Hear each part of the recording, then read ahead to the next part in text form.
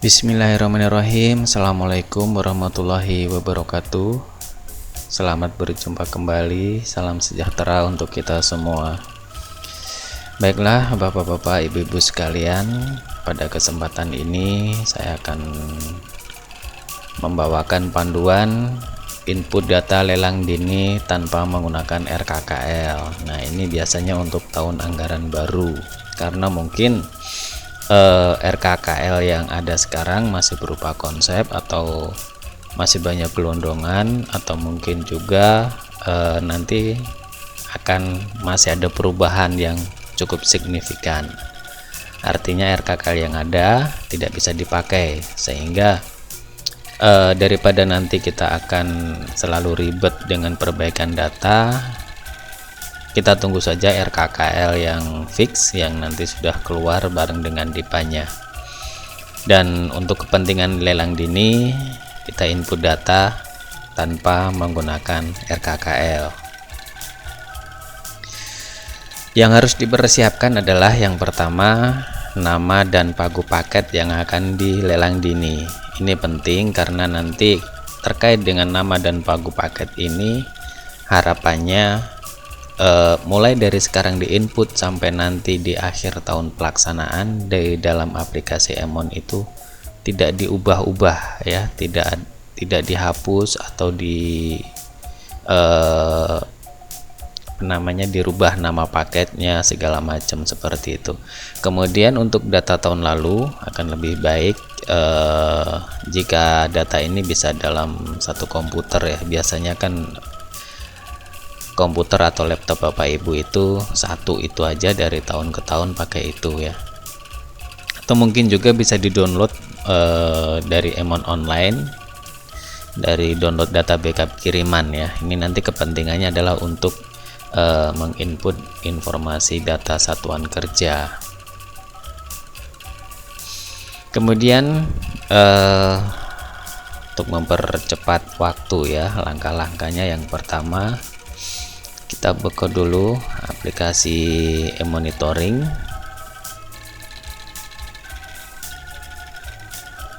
Ya, saya biasa buka dari sini ya, dari shortcut depan juga bisa.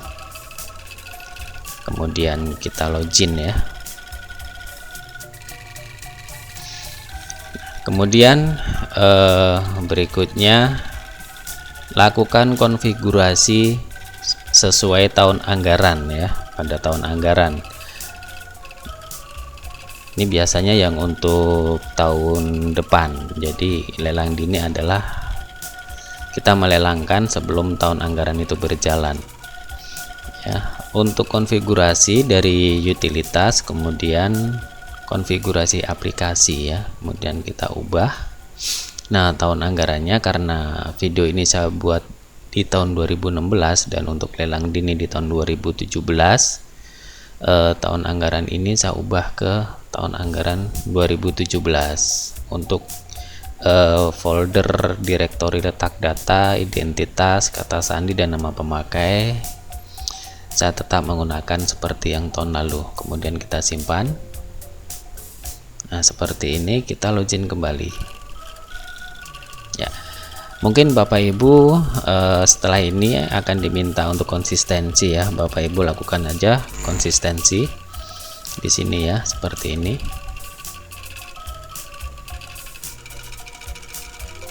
Ya. Nah, kemudian berikutnya masuk ke informasi satuan kerja, isikan datanya atau bisa impor data tahun lalu jika masih sama. Maksudnya data-data pejabat inti satkernya masih sama ya, kita bisa import. Atau mungkin kalau SK satkernya belum terbit, kita masih bisa menggunakan data tahun lalu, nanti bisa disesuaikan kembali ya. Jadi kita kembali ke aplikasi, kita dari masukkan data, kemudian informasi satuan kerja ya. Nah, untuk mengisi ini pertama sekali kita tentukan ya satminkalnya. Saya menggunakan data dari Satker Biro, jadi masuknya di Sekretariat Jenderal. Kemudian saya klik tambah. Nah, ini bisa impor data RKKL sebenarnya untuk mendapatkan kode satuan kerja ini ya. impor data RKKL untuk mendapatkan kode satuan kerja. Tapi sehubung kita menggunakan data tanpa RKKL, kita ketik manual saja. Kode satker biru itu ini. Nah, kemudian muncul tombol impor data tahun lalu. Nah, ini tadi yang saya bilang, kita memerlukan data tahun lalu itu untuk kepentingan ini. Tapi Bapak Ibu bisa juga input manual di sini ya. Bisa, silahkan. Kalau saya akan menggunakan fitur ini ya. Data tahun lalu biasanya berada di sini ya, di directory C, kemudian di aplikasi monitoring versi 101, kemudian di folder data. Ya, kalau misalnya ini tidak muncul, Bapak Ibu bisa sesuaikan ini ya, Microsoft Access atau backup data. Backup datanya juga bisa, aksesnya juga bisa. Saya menggunakan aksesnya dan saya akan merujuk di Emon KL 2016 MDB ya. Di sini ada banyak file, tapi yang ada data satkernya adalah di sini, Emon KL 2016 MDB ya. Saya open saja dan otomatis data-data tahun lalu akan masuk seperti ini ya. Nah, kalau mau penyesuaian juga boleh, misalnya sudah pindah kantornya atau gimana, silahkan saja. Kalau sudah disimpan, oke ya, sudah tersimpan. Kemudian langkah berikutnya adalah masuk ke informasi dokumen DIPA, klik tambah, isikan data DIPA-nya, kemudian simpan ya. Oke, jadi ini kita tutup. Kemudian kita ke informasi dokumen DIPA ya, seperti tadi, klik tambah, kemudian datanya ya, jenis dokumen DIPA-nya reguler biasanya ya, kemudian jenis pelaksanaannya apa, silahkan, kantor pusat, kantor daerah, DK atau TP, disesuaikan. Kemudian untuk nomor DIPA, karena DIPA-nya belum terbit, kita bisa mengacu pada DIPA tahun lalu ya. Seperti ini misalnya kalau di tempat kami 2017 lah. Kemudian setelah ini terisi tanggal revisi RKKL atau POK, biarkan aja seperti ini, tidak apa-apa. Dan kita tidak perlu import RKKL ya. Kita tidak perlu import RKKL karena kita tidak punya RKKL. Jadi ini kita langsung simpan saja. Ya, seperti itu ya. Sekali lagi saya ulang, di sini kita tidak perlu import RKKL. Jadi begitu sudah mengisi nomor DIPA, kemudian jenis dokumen DIPA, jenis pelaksanaan, kita langsung simpan. Baik, selanjutnya masuk pada kerangka acuan kerja atau KAK, isikan datanya kemudian simpan ya. Ini kita tutup, kemudian kita masuk ke kerangka acuan kerja KAK atau TOR ya. Ini belum ada, jadi kita akan buat satu aja dulu ya, karena mungkin KAK-nya belum jadi, kaitannya dengan RKKL yang belum jadi juga. Jadi kita buat satu aja dulu sementara, enggak apa-apa ya. Kita klik tambah, kemudian kode KAK akan otomatis seperti ini. Judulnya silahkan ya Bapak Ibu tentukan sendiri, saya menggunakan seperti ini misalnya. Kemudian maksudnya sementara kita isi, bisa mengacu tahun lalu juga nggak apa-apa. Nanti setelah KAK atau TOR-nya sudah ada, kita sesuaikan kembali. Saya mengisinya seperti ini biar cepat saja ya. Kemudian kita simpan ya seperti itu ya KAK. Jadi dari informasi satuan kerja, informasi dokumen DIPA, kemudian KAK. Kemudian nomor 6, masuk ke informasi paket pekerjaan, klik tambah, ketik nama paket yang akan dilelang. Oke, kita tutup. Ke informasi paket pekerjaan, kemudian kita klik tambah. Nah, kemudian PPK pengelolanya siapa, kita tentukan di sini ya. paket ini nanti akan dikelola oleh PPK siapa. Kemudian nama paketnya kita tentukan, kita tulis di sini paket lelang ini 1 misalnya ya, biar cepet saja.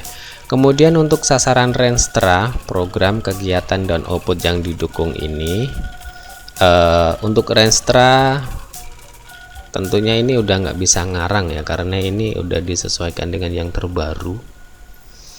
Silahkan Bapak Ibu tentukan sesuai dengan Renstra di tempat Bapak Ibu masing-masing. Biro mengacunya karena Biro Perencanaan dan Anggaran ya, kerjasama luar negeri, saya pilih ini. Kemudian nah untuk program kegiatan dan output, kalau Bapak Ibu belum tahu karena RKKL nya masih belum jelas, Bapak Ibu bisa nitip dulu, silahkan mau titip di mana ya, bebas ini.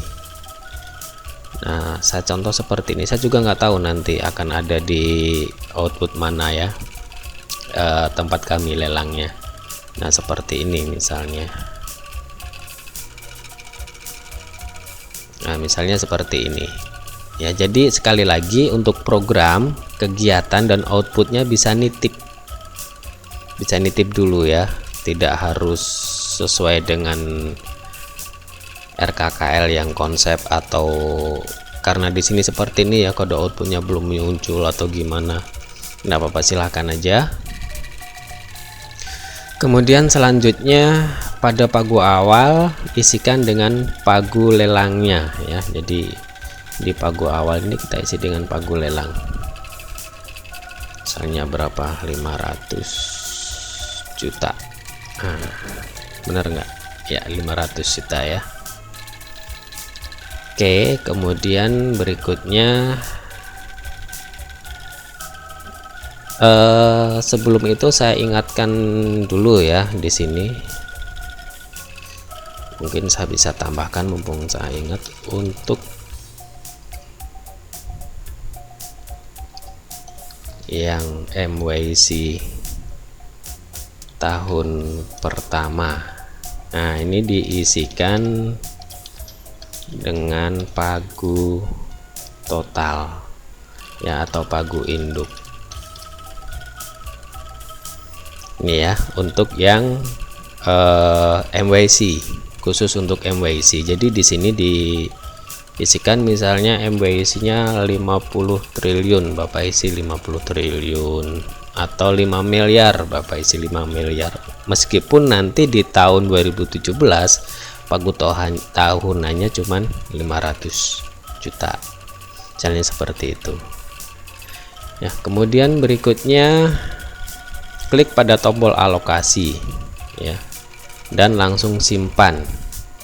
Jika ada ADKR KKL nya pada tahapan ini biasa melakukan checklist rincian pagu belanjanya, tapi karena tidak menggunakan ADKR KKL, maka pada alokasi rincian pagu belanja ini kita biarkan kosong saja dan langsung simpan ya. Jadi di sini inti permasalahannya ya.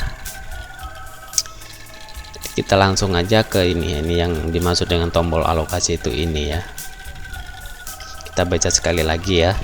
Klik pada tombol alokasi dan langsung simpan.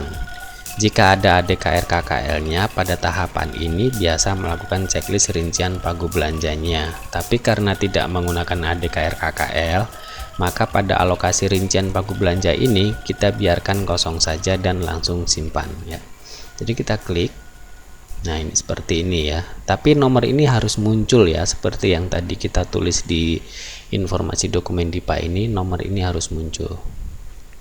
Kemudian biarkan saja kosong, kita langsung simpan seperti ini. Oke, kemudian akan muncul seperti ini kosong, biarkan saja. Kemudian berikutnya lanjutkan isi data paket mulai dari jenis dan kelompok paket sampai seterusnya sampai dengan selesai, kemudian simpan ya. Jadi kita lanjutkan untuk mengisi data paketnya. Ini ya, kategori paketnya misalnya apa, konstruksi, kemudian pembangunan, kontraktual, selesai dalam tahun berjalan. Untuk yang MYC, nah di sini bisa dipilih lintas tahun mulai tahun berjalan ya. Kalau untuk lanjutan tidak mungkin karena berarti bukan lelang dini kalau lanjutan ya. Jadi yang dimulai tahun berjalan saja untuk yang MYC. Nah, saya pilihnya tahunan saja ya.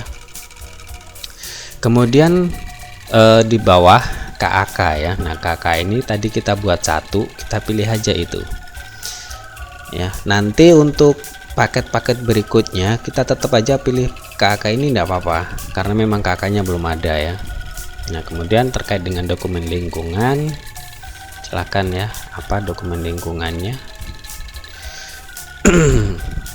Tanggalnya berapa ini? Saya sekarang tanggal 21 September misalnya.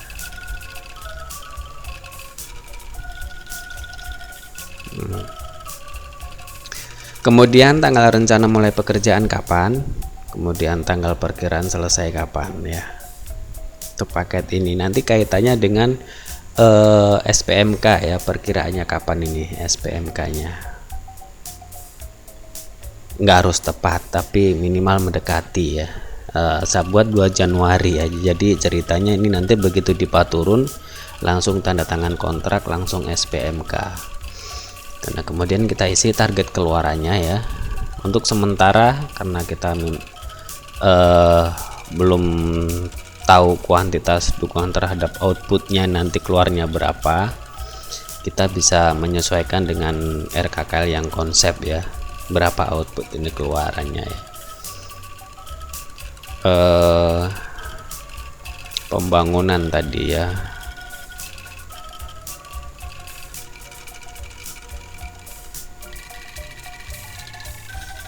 di sini layanan iya karena kami tidak ada fisik ya. Gak apa-apa, misalnya 1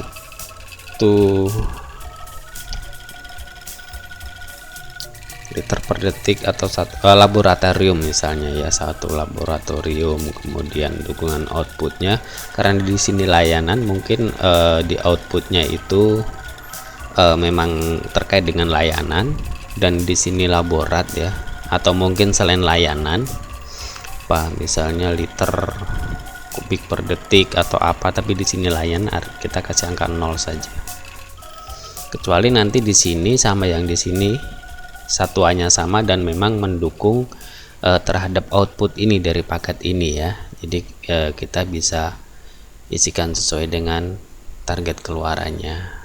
Untuk uraian keluarannya silahkan diisi apa produknya ya. Saya isi seperti ini saja karena paketnya tadi saya juga simulasi saja. Nah, di sini harusnya sesuai dengan target keluaran ya, liter per detik. Nah, seperti itu. Kemudian provinsinya mana, ini tinggal pilih saja. Minimal sampai kabupaten ya Bapak Ibu ya, minimal sampai ke kabupaten Bayoran Baru, kemudian sini Selong. Nah, seperti ini. Kemudian untuk dukungan paket pekerjaan ini kita mengacu ke APBN reguler awal ya, dan isinya karena tidak ada RKKL kita kasih angka 0 ya. Sekali lagi yang harus diperhatikan untuk dukungan di sini nilainya kita kasih angka 0. Baik, sudah semua dicek lagi. Untuk nama paket ini sekali lagi diperhatikan ya, koordinasikan dengan Pokja untuk nama paketnya apa, kemudian pagu lelangnya berapa ya. Diharapkan ini nanti tidak jauh berbeda dengan RKKL yang akan terbit. Kalau sudah semua yakin udah betul, tidak ada yang salah, diteliti lagi, kita simpan. Nah, seperti ini ya. Kita sudah punya satu paket. Kemudian berikutnya langkah yang ke-10, masuk pada informasi subpaket pekerjaan. Cari paket yang akan dibuat subpaketnya, kemudian klik tambah. Nah, ini harusnya oh ya seperti ini, tidak apa-apa ya. Jadi masuk pada informasi subpaket pekerjaan, cari paket yang akan dibuat subpaketnya, kemudian klik tambah. Oke, kita masuk ke informasi subpaket pekerjaan. Nah, kemudian kita cari nama paketnya. Karena saya baru buat satu, jadi munculnya satu di sini. Kalau Bapak Ibu sudah buat banyak, di sini nanti akan muncul banyak. Baik, jadi kita langsung tambah saja. Seperti itu ya. Kemudian selanjutnya di sini data dari paket pekerjaan akan di-copy ke subpaket ini secara otomatis, dan ada tambahan data yang harus diisi, yaitu ULP, tanggal rencana lelang, rencana kontrak, dan rencana PHO atau selesai pekerjaan ya. Isikan data-data tersebut dan simpan. Baik, jadi data-data ini, renstra, kegiatan, program, output, ini akan di-copy dari paket yang tadi kita buat ya. Jadi kita tidak perlu isi lagi, termasuk pagu awal ini. Nah, terkait dengan pagu awal ini mungkin Bapak Ibu nanti bisa koreksi atau cek betul-betul pagu ini sudah termasuk honor pokja atau belum gitu ya. Kalau angka ini termasuk honor pokja, mestinya dikurangi. Jadi di sini pure yang akan dilelangkan ya, khusus untuk subpaket. Ya, sekali lagi saya tekankan, untuk subpaket di pagu lelang ini di cross check lagi, di situ ada honor buat pokja atau tidak, atau mungkin biaya iklan dan sebagainya diambilkan dari sini atau tidak. Kalau misalnya diambilkan, artinya nilai ini tidak harusnya tidak segitu ya, mungkin 450 atau mungkin 420 ya, monggo disesuaikan ya. Kemudian berikutnya tadi ada satu isian lagi di jenis dan kelompok paket, yaitu ada metode lelang, kemudian ada ULP ya. Nah, metode lelangnya pakai apa?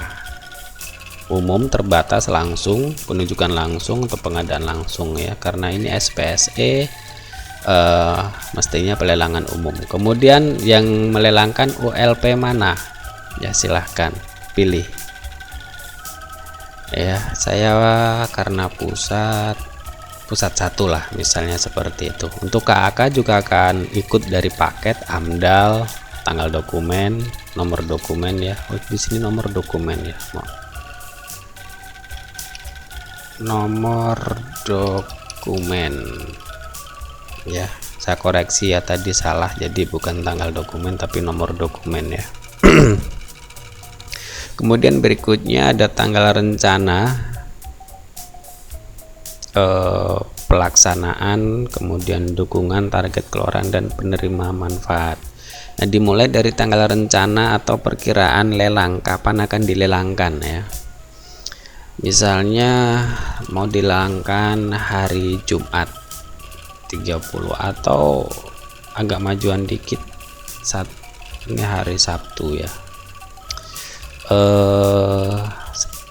Sekarang tanggal 21 di sini. Oke lah, besok pagi misalnya 22 September. Kemudian perkiraan tanda tangan kontraknya 2 Januari ya, 2 Januari. Kalau 1 Januari itu tahun baru ya, libur. Kemudian tahunnya adalah 2016 tentunya.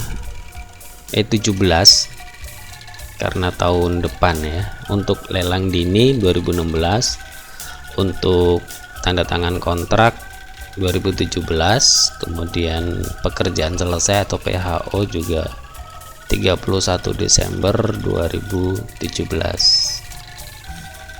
Itu ya, ke bawah sama dengan yang di paket. Kalau mau dikoreksi juga boleh, silakan ya. Ternyata dari paket tadi ternyata terbagi ke dalam beberapa kecamatan atau beberapa kabupaten, bolehlah. Misalnya untuk yang ini Jakarta Selatan, nanti ada subpaket lagi Jakarta Barat gitu ya, silahkan monggo. Kalau sudah ya, semuanya sudah kita simpan. Data telah tersimpannya. Oke, jadi saya scan ya, informasi satuan kerja sudah, dokumen DIPA sudah, KK sudah, paket sudah, subpaket sudah ya. Nah, ini kita bisa lihat di daftar paket pekerjaan ya. Kita punya satu paket dan satu subpaket ini ya, dan di sini ada alokasi meskipun kita tidak menggunakan ADK RKKL. Oke, berikutnya kemudian masuk ke utilitas tayang RUP, checklist pada subpaket yang akan ditayang RUP dan simpan. Nah, ini biar bisa tayang di sirup, jadi kita harus masuk ke tayang RUP ini dari utilitas, kemudian ada tayang RUP. Kita tinggal di checklist saja seperti ini di subpaketnya ya, karena pagunya sudah diambil semua di subpaket. Paket tidak bisa di checklist, kemudian tinggal tayang RUP ya, status tayang telah terupdate. Kita oke. Kemudian kita tutup. Selanjutnya adalah langkah terakhir adalah backup data dan upload ke e-monitoring online ya. Jadi setelah ini selesai ya, nanti kalau misalnya paketnya banyak, Bapak Ibu bisa ulangi lagi mulai dari langkah yang pertama ya.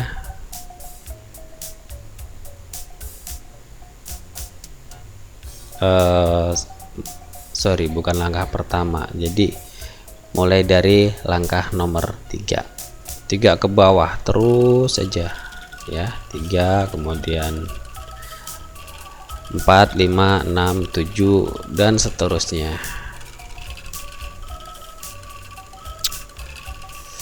Kemudian terkait dengan ini ya, sebelum diupload saya ingatkan lagi hal-hal yang harus diperhatikan, bahwa nama paket setelah diupload dan telah tayang di SPSE tidak boleh diubah apalagi dihapus dalam aplikasi e-monitoring, karena akan menyebabkan putusnya koneksi antara Emon dengan SPSE ya. Jadi Bapak Ibu setelah ini nanti begitu terbit RKKL nya, Bapak Ibu harus tetap menggunakan data yang sama dengan ini, dan paket-paket yang ada itu tidak perlu Bapak Ibu ubah atau hapus ya.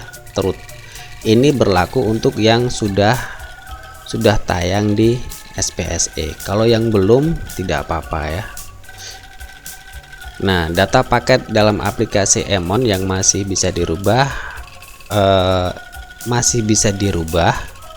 selama belum tayang ke SPSE. Jadi misalnya Bapak Ibu sudah membuat paket dan subpaket, udah selesai sesuai jumlah paket yang akan dilelang dini, dan ternyata ada revisi dari PPK-nya ya, misalnya ada pindah lokasi, pindah geser-geser pagu dan lain sebagainya, itu masih bisa. Jadi tinggal Bapak Ibu ubah di Emonnya, kemudian diupload lagi ya, itu akan ketimpa di sirupnya dengan yang terakhir. Yang penting sekali lagi bahwa itu belum tayang di SPSE atau belum diumumkan ya, belum diumumkan di SPSE. Tapi kalau sudah diumumkan, nah itu nanti akan putus ya linknya. Akibatnya nanti sewaktu kita mengambil data prakontrak dan data kontraknya akan tidak nyambung, nggak masuk ya, datanya nggak akan masuk gitu ya. Makanya diharapkan untuk selalu berkoordinasi dengan Pokja terkait nama dan paku paket ini, agar nanti tidak ada kesalahan dalam bentuk apapun saat sudah ditayangkan di SPSE. Kemudian terkait dengan penyesuaian paket pekerjaan tadi, yang jika mana ADK RKKL DIPA-nya sudah terbit, nanti akan saya bahas di panduan yang lain yang dulunya adalah penyesuaian data paket lelang dini. Ya, nah kembali ke tadi, langkah terakhir adalah backup datanya dan upload ke monitoring online. Demikian panduan input data lelang dini tanpa menggunakan RKKL. Mohon maaf apabila masih banyak kekurangan dalam cara saya menyampaikan. Mudah-mudahan bisa membantu. Kritik dan saran sangat kami harapkan. Terima kasih. Assalamualaikum warahmatullahi wabarakatuh.